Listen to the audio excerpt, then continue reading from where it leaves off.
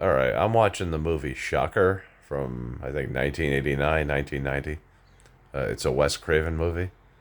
Last time I saw this movie, I must have been like a kid in the 90s.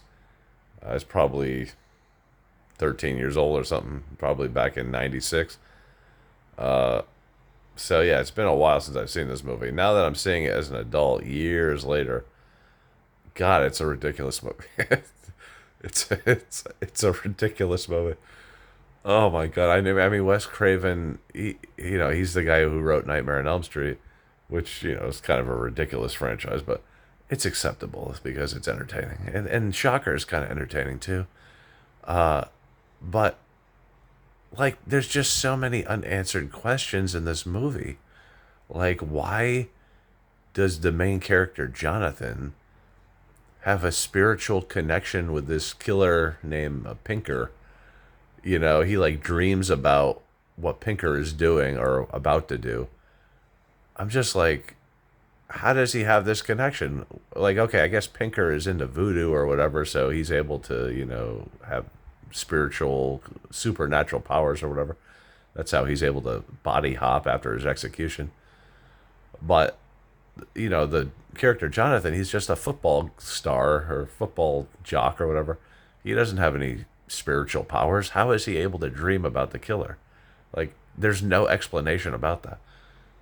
it's it's just ridiculous. He dreams about him, and then he leads the police to him, but they don't tell you how he was able to do that.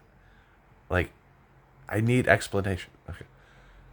And oh yeah, they arrest the killer, Pinker, and then the very next scene is his execution. I'm just thinking, like, if this were real life, the execution would take place 20, 30, 40 years after the arrest. It wouldn't be like the next week, like they're showing it here. Like, everybody looks the same age at the execution, so obviously not much time has passed. But there should have been a lot of time passed, if this were real life, with all the legal proceedings that would have happened. And then even if he was convicted, it would be decades and decades before he gets the execution. But in this, it looks like they're all like, like they had just come from the arrest, and now they're at the execution. They're all the same age. No time has passed. It's just, I know it's a horror movie, and I don't want to be picky. And I know Wes Craven was a little out there in his writing. I'm just like, what is wrong with Wes Craven? Like, okay, again, I know it's fiction, but there should be some element of realism, just a little, and or just some level of explanation as to something very important to the plot, which is, how was Jonathan able to see the killer in his dreams? I just don't get it. Please explain this movie. I'm still watching the. I have like 50 minutes left. I'm hoping they'll explain it, but something tells me they're not going to explain it. And if they don't, I'll come back and verify that. Or if they do, I'll say I was wrong. But I don't think I'm going to be wrong here. Again, I mean, I saw this movie 30 years ago. I don't remember if they ever explained that part of the plot. If they don't, then the movie is, a little, nah, a little out there. Um,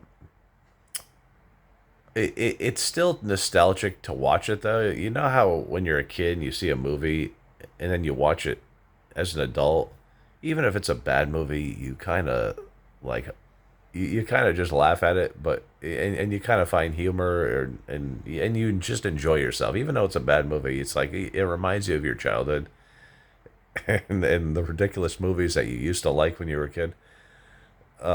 But if I had seen this movie now for the first time ever, I'd be like, this is garbage. Shocker is garbage. But since it's a movie I saw as a kid, I'm like, I kind of find it, entertaining just because it takes me back to the 90s. But anyway, let me get back to the movie. I just had to say my piece on this because, God, why is Wes Craven doing this? I don't know. I mean, he's not alive anymore, but why did he write movies like this?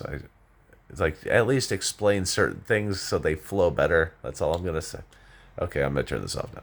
Oh yeah, subscribe.